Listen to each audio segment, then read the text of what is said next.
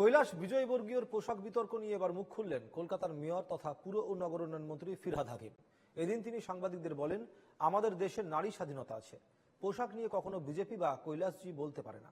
কাউকে পছন্দ নাই করতে পারেন, কিন্তু তার ব্যক্তিগত স্বাধীনতা আগে।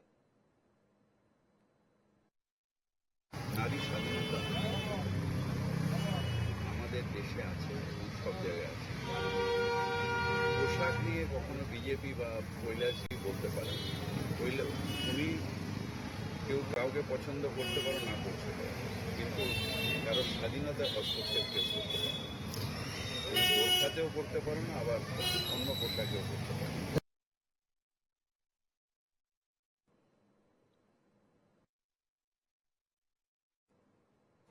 কংগ্রেসের অধীর রঞ্জন চৌধুরী এবং সিপিএম এর শতরূপ ঘোষ কি বলেছেন নিয়ে শোনাবো।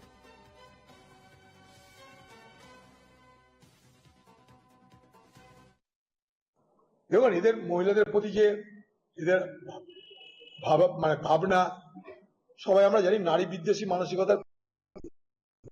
কৈলাস বিজয়বর্গীর কাছ থেকে এই ধরনের মন্তব্য অপ্রত্যাশিত নয়। পশ্চিমবাংলার বেশ কতগুলো থানায় কৈলাস বিজয়বর্গীর বিরুদ্ধে বিজেপির বিভিন্ন নেত্রীর দায়ের করা মোলেস্টেশন এবং ধর্ষণের মামলা পেন্ডিং রয়েছে। মমতা ব্যানার্জির দয়ায় কৈলাস বিজয়বর্গীকে গ্রেপ্তার হতে হয়নি।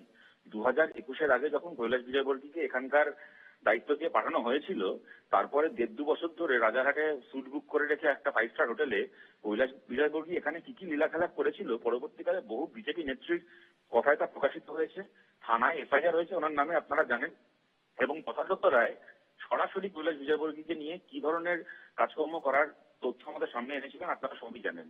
তো এই ধরনের লোকজন যাদের এই চরিত্র, তারা মহিলাদেরকে পোশাক নিয়ে জাজ করবেন এবং কুমন্তব্য করবেন, এটাই তো স্বাভাবিক। এদের দিনে একরকম চরিত্র, একরকম কথা এদের, এবং পর্দার আড়ালে রাত্রিবেলা একরকম এদের চেহারা বেরোয়।